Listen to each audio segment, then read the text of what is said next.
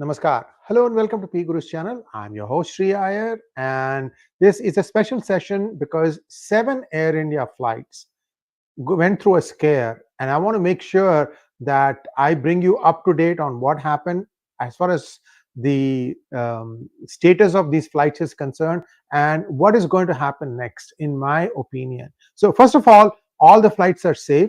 One flight had to be escorted with fighter jets in Singapore before the Air India flight landed. Another one had to do an emergency landing in Canada. It was bound for Chicago from Mumbai, and this one had to do an emergency landing. So clearly something was there, something that scared them. The most interesting thing here is, where did all these scare emails originate from? And it appears India has figured out where it came from. I'm going to give you a small press conference of what happened in US Department of State. This was a daily presser that they have, and here are the question answer sessions. Just listen to it very carefully. 1 second. Hours, several Air India flights have received threats, bomb threats, and several of them have been grounded. One of the flights from Mumbai to Chicago had an emergency landing somewhere in Canada. So, fighter jets were scrambled in Singapore for the flights. This comes after months of threats coming from several citizens in the U.S. that blow up the Air India plane coming from the U.S. and Canadian soil. How do you see that? Would you be taking action against those individuals who have been threatening for blowing up Air India planes? So obviously any kind of threats against commercial aviation are inappropriate and matters that are dealt with extremely seriously by our own law enforcement agencies, and I would refer to those law enforcement agencies. Will you take steps that such threat doesn't come from the U.S.? Again, I will. I think it's a matter for law enforcement agencies, predominantly the Department of Justice, to speak to. I'm going to stop it for a second here. The questionnaire, I don't know who he is. He asked a very specific, pointed question, and I'm not sure how many of you heard that. He said that the emails originated from the United States, and Matthew Miller, the spokesperson, has not refuted that. All he's saying now is that it is for the law enforcement agencies to look at it. By the way, Mr. Miller, I have a question for you. July 3rd, 2023, a year and 4 months ago, some miscreants not only tried to set fire to the Indian consulate building in San Francisco, they took a video of it, and that video went viral. What have you done about it? Is this the same alacrity with which the law enforcement agencies are going to function now also? The reporter, the journalist, is placing a very specific charge on your doorstep, at your doorstep, saying that these emails originated from within the United States.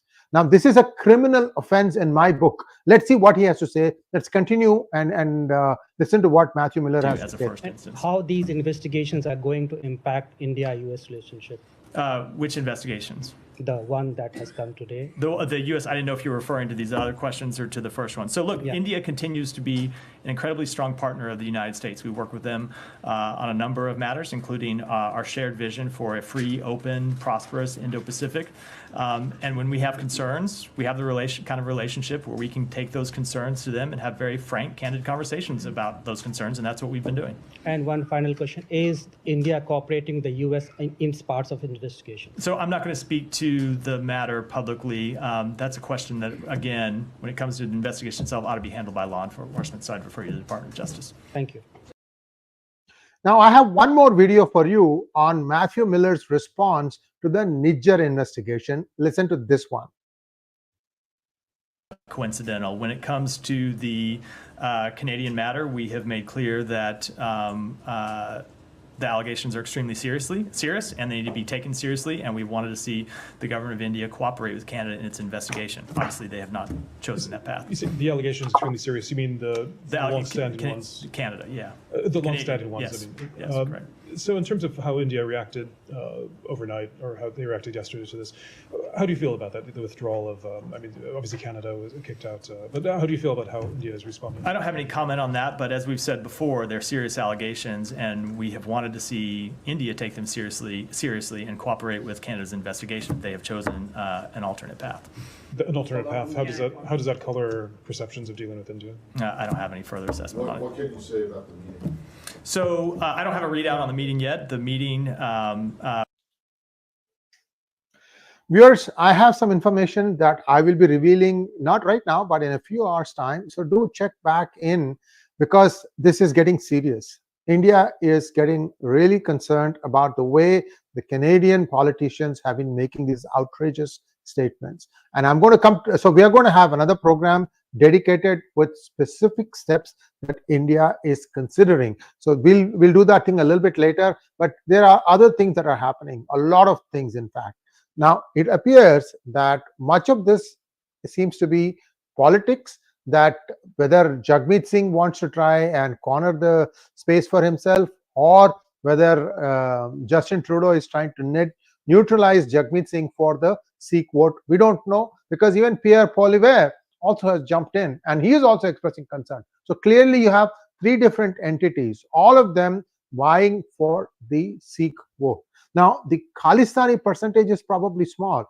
The moderate Sikhs, the ones that are not opening their mouth, that is the vote these people are after. And Mr. Jagmeet Singh had a press conference of his own. Just listen to this. It's a very small one. Just listen to this one, and I have some more things to add to that. Sanctions that you were putting forward. I want to ask about the sanctions that you want to put forward. How do you balance that against Canada's economic interests and suggesting severe sanctions when that would have potentially devastating effects in Canada's economy? I thank you for the opportunity to clarify. I mentioned very severe sanctions on Indian diplomats. Policy. So given the fact, let's just take a moment. We got the RCMP that said that Indian diplomats were hiring criminal elements to shoot at Canadians. I can't see why we would do anything other than put in place severe sanctions on those diplomats, on Indian diplomats. The Modi government has to be held to account. And we all need to be unified as Canadian leaders. All of us have to be united in denouncing Modi and making sure we protect Canadians and put their safety first and foremost. Thank you so much. I'm saying whether or not you have personal threats. What do you I'm make not of saying Indian that. You're naming you leaving open that personally? assumption. This is the last question, if you know. We're gonna let her. He's gone. He's gone. Yeah. Also, that's still not how it works. Yeah. We can't just go online. So the journalists are not impressed with this press conference. They are saying that this is not how it works. Now, the most important takeaway is Jagmeet Singh has written a letter where he is actually taking potshots at the RSS. Viewers, this to me is not on. The RSS looks at the world in the view, RSS looks at the world as human beings. They don't discriminate between one religion or the other. There is enough proof for this to be seen. Anybody can see this proof. See here, we support, this is part of his letter.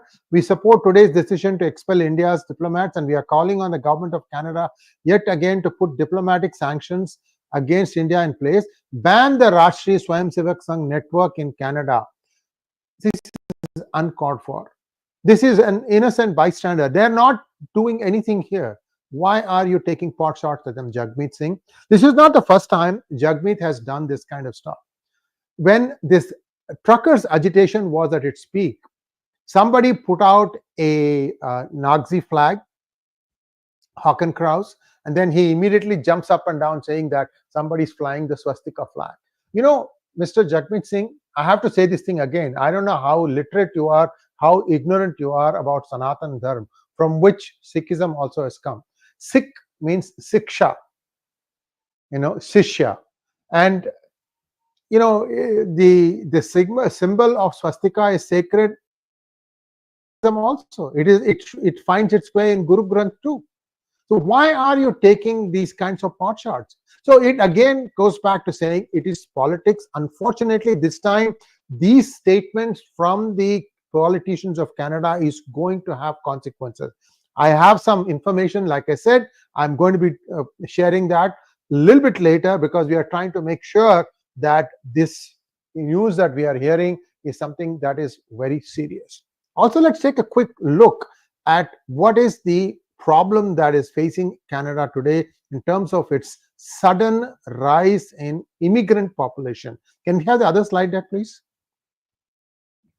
Canada has a huge immigration problem on its hands. Next one. I told you about the number of students that are stuck in a previous video where close to 70,000. When somebody corrected me saying that it's not 70,000, it is 300,000. The number of students stuck in Canada is close to 300,000. As to how they are managing their day-to-day expenses, God only knows. Maybe their families are helping them out.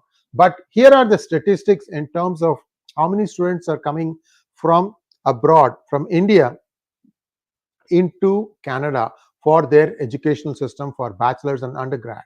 427,000 enrolled in 2023. Now you can explain saying that, well, there was a COVID, there was a unfulfilled demand that got filled. Whatever it is, the average cost per student is $36,100 per year. So this body of students coming in for studies to Canada, they are bringing in an income of $15.42 billion. The reason I'm putting this slide is, if you go back and listen to Jagmeet Singh's presser, the lady asked this question: what about the economic impact of all the statements that Canada is making at the at India? So clearly somebody has read or watched my video that came a few hours ago. People do watch. By the way, we have some of the most important journalists and congressmen, women, senators, politicians across the lines. They're all watching P Gurus, because I don't bullshit. I am putting the facts in front of all of you, and it's up to you to decide whether somebody is doing something right or wrong. Next one, please. Now, here is the huge problem that Canada is facing. And if Canadian election rules are similar to United Kingdom, where you can vote even if you are not a citizen, I'm afraid this means that suddenly the Indian vote has become much more crucial for the survival of any of these politicians. That explains why even the conservative Pierre Poilievre is taking the stand that whatever is happening in Canada is of considerable concern. So in 2015 November election, Trudeau came first time to power, and the number of non-permanent residents was 2.1% of the population of Canada, or 750,000. Next. By September 2021, when he got re-elected, this number had risen to 1,305,000, or 3.4% of the population of Canada. Now we are in 2024. Next one, please.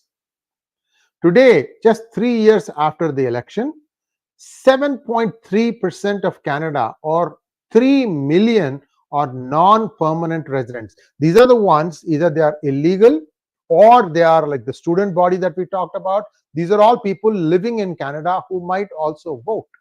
So 7.3%, that is a considerable swing that can affect and impact the election of any party. Now you see why everybody is jumping up and down. Next one, please.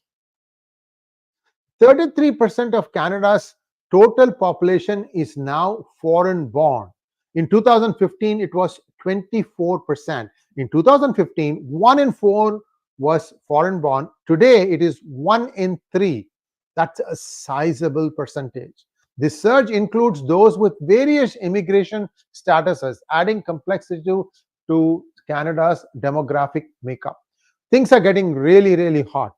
7.3% can sway to anyone, the election in any way. And I'm not saying that all the new people that are in are all Sikhs, but certainly these are the loudest. That I can tell you. Next one, please. The economic decline and social upheaval is becoming much more visible. We are seeing people, fighting it out in the streets. There are 2 or 3 instances that happened recently. One gentleman shot himself in front of a Sikh Gurudwara. Very, very sad. And there are fights going on. People are taking potshots at each other, gunfights, and there is just like there's a meltdown happening. And we also saw, and I think I'm repeating this, there was one new Indian restaurant that was looking for waiters. There was a queue of 3,000 people wanting to apply for it. 3,000. That just shows you how desperate the students from India are, because I think they may probably have exhausted their resources, or they may have been promised something and that has not come through. We don't know. This is all going to start coming out. I'm going to reach out to some of my friends in Canada. We will try and find out what the core issues are, where things stand. So with all these people illegal, we saw it's a 3 million, right? And that's a big number. The housing, employment, and social services, they are all under a lot of stress. On top of that, if one big revenue stream of 15 billion stops completely, what's going to happen to Canada's economy 3 months from now, 6 months from now? That's something that should worry every Canadian citizen. Be like it or not, India has some flaws in its education system where students are not getting admissions, which is why they are seeking other countries for higher studies. Maybe $36,100 per year per student fees in Canada is cheaper than, say, perhaps United States, and therefore they are coming to Canada instead of United States, and hoping that because Canada has a relaxed or easy permanent residency system, maybe they are hoping to become a permanent resident themselves. All these, yes, has a nice ring to it, but this year it's all coming crashing down. We are hearing people deciding to go elsewhere and not come to Canada. This is going to be something really, really terrible as far as the economy of Canada is concerned. Next one, please. See, you can see here the growth of non-permanent residents in Canada, how much it has grown over the last 6-7 years that Trudeau has been the prime minister. Trudeau came in 2015, so in 8-9 years. So 9 years, you can see how it has shot up to 7.3%. Essentially, this is a graphical description of what I was talking when I showed you the slide. So where do things go from here? I think India has really ticked off, and the fact that they have traced these emails to people living in the United States points the finger at one organization, I guess. But be that as it may, who gives them this kind of latitude that they think they can get away with anything? I mean, when you send an email and that can be traced, actually, this is not freedom of speech. This is much more than that, because the intent is criminal. And I would be very curious as to how the law enforcement agencies in the United States are going to act to this. India has also been pretty exasperated with the inaction of the same law enforcement agencies in the case of their consulate being burnt down. So this is not going away. In fact, this is just the beginning. And I just wanted to bring to your attention what is going on. For you, if you're in India, it's probably really late at night. Hopefully, you take some solace that India is also going to fight back, and we will tell you what form that is going to come in the next few days and weeks to come. I don't think there are any questions, or are there any questions? There are. Maulana Shi Jumping wants to know, that's nice name. Sriji, should we consider shutting down the Canadian consulate in Chandigarh? I think it was already shut down. Maulana ji, Chandigarh was shut down a long time ago, I think. Next one. UMS wants to know, India must stop students from going to Canada. When will it learn its lesson and implement it? How can India stop? See, this is not a government activity, right? Somebody decides to apply and they go to the Canadian consulate. They get the information about all the universities to apply. Even in fact, you might be able to Google for it. Then you send the application fee. The application is mailed to you to home. Then you start filling it up. You find out what kind of financial guarantees you have to give to get admission. You fill out the form, give all the data, and then put it back, mail it back to the university, and the university makes a determination whether you qualify for admission or not. In the meantime, you start raising money, and then you have to apply to RBI for the money, and then once you get that, then you have the money, you have to transfer the money as fees to the university, and then you have to come and figure out where you're going to live, all that stuff, right? So there is no involvement of Indian government in all this. It's a free country. You are welcome to apply anywhere, and India can't be trying to guess, oh, this kid is now 17 years, 18 years of age. This kid is going to probably want to apply. It's not like that, right? So we have to wait and see how this happens. It's up to the applicants to understand that this is a very high risk strategy. Akshay Sharma wants to know, why is Indian media giving PM Indira a clean chit? Her funding of Sri Lanka commandos with British Major General Clutterbuck to kill Tamils is a genocide. Then she attacked the Golden Temple. Why? Akshay Sharma, this is a long story and this is not what we are discussing today. We may have to go back and look at Indira Gandhi's reign on a separate hangout. Next one. Suresh Iyer wants to know, Trudeau is facing 6 provincial elections in the next 15 days. British Columbia on October 19. Is this major issue being raised at this appropriate time? Oh, absolutely. I didn't know that there were 6 provincial elections coming up in the next 15 days. Thanks for updating me. Yeah, that is definitely, that explains why all these people are like, cat on a hot tin roof. Next one. Ameya Rupal wants to know, Shri, are we forgetting role of Pakistan in Khalistan movement? Any investigation in their role in the current fiasco? Oh, thanks for reminding me. There is one more video that I want to show you. I'm trying to pull it up.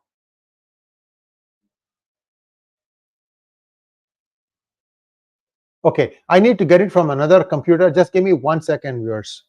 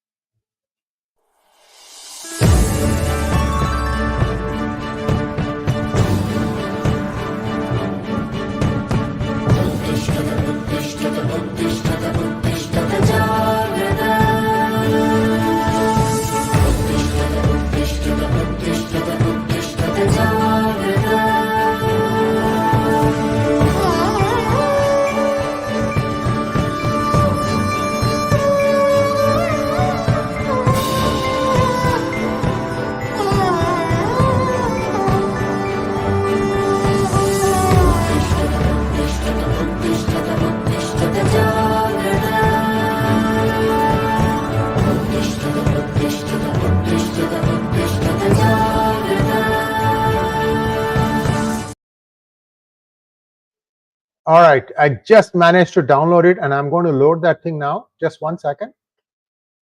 And this is a different press conference, and look at the answer. This is from Canada. Let's take Pakistan. a look at it. And essentially what it says here is that Pakistan conducts a range of foreign interference activities in Canada, which have included both attempts to interfere in elections and transnational repressions. Ms. Wood, do you have any context to add to that? I think, Commissioner, what I would add there is the context that engagement of Pakistan is consistently in balance with trying to reduce the influence of India.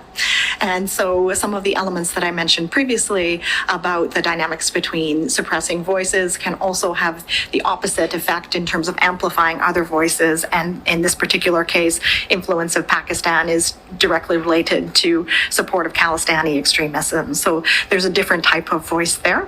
And yet it is also a more limited actor on the broader screen.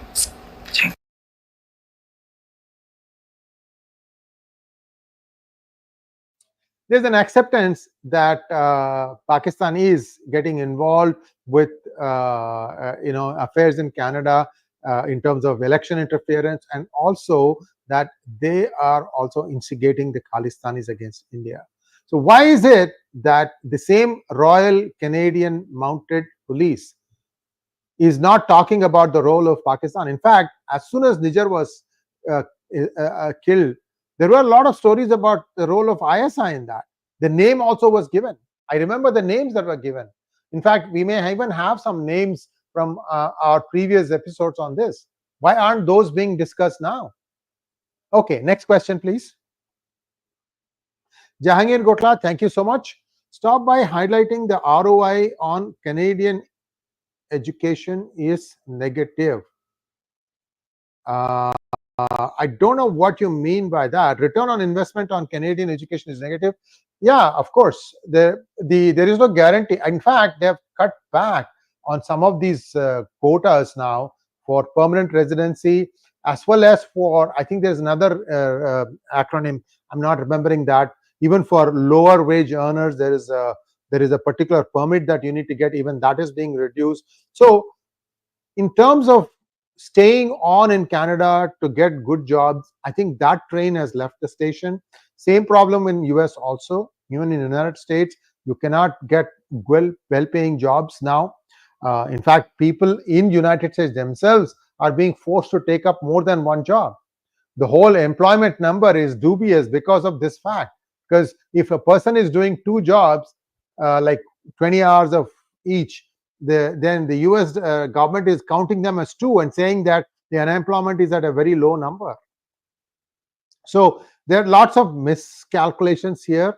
In my opinion, a growing economy is a better place to be when where jobs will get created. My first vote would be, if you are from India, you should probably first consider your choices and options of how you can get employed in India. Don't waste your money at this time. For the next couple of years, I think there could be some problem, and then clarity might emerge. Next one, please. Madhukar Koratagere. Sri sir, once show your computer setup. I'm so curious to see that ever since Rajagopalan sir was mentioning it. No, it is just a simple thing. There is I work standing. I think I've told you that, and it's just something simple. Maulana Shi Jumping wants to know, Sriji, was America unhappy with the Haryana election results, prompting them to release their Canadian puppet? No, I think we talked about this in a Hindi show about a couple of hours ago. See, there is another problem that US sees as far as India is concerned. India has started shipping some things which US considers should not be shipped to Russia. In other words, there is a restricted list of items that the US maintains for other countries to ship to Russia. And I think India has shipped some of those things. But then on India's side, I have not seen the response, but people are saying that US may have changed the rule and added more items. And now they are trying to say that you should not be shipping these things. Look, these are all posturings that's going on right now. India has also just agreed to buy 30 plus drones from the United States. That ought to make them happy. So, like I said, this is politics, this is geopolitics. US needs India and India needs US, and let's see how this thing plays out. Dan Dave, thank you so much. Indian government should not discourage immigration to Canada. Khalistanis will use asylum as a way to increase their numbers. The more Hindus in Canada, the better for Indo-Canadians. Hindus massively outnumber Khalistanis. Well, Dan, Hindus should show that in their vote. Don't vote for all these guys, these clowns. Vote for someone who is going to have your interests at heart. And again, like I told you, whenever you have to go and donate to one politician or the other, make sure you go with a list of 3 demands. Don't give all the money all at once. Give one part and tell them upon completion, we'll do the other. Make them earn it. Next question, please.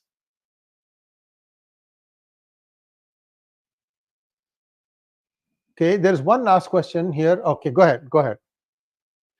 Ameya Rupal wants to know whether we like it or not, Khalistan movement started again after BJP breakup with Akali Dal. No, I don't think these are related. Akali Dal was formed basically from the independence days to try and control the Gurudwaras of India, Shiromani Gurudwara Prabandak Committee. That's what they are kind of joined at the hip, if you will.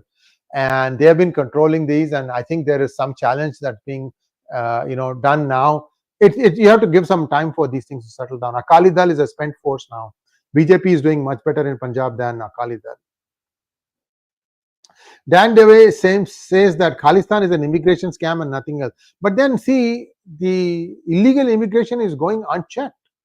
They are being allowed in United States, and once they are in US, they're just taking some of these trucks and going all the way up to Canada. I mean, you can disappear through some of the less used routes between US and Canada. The border is close to 3,000 miles. Big border. It's not all fenced. Next one.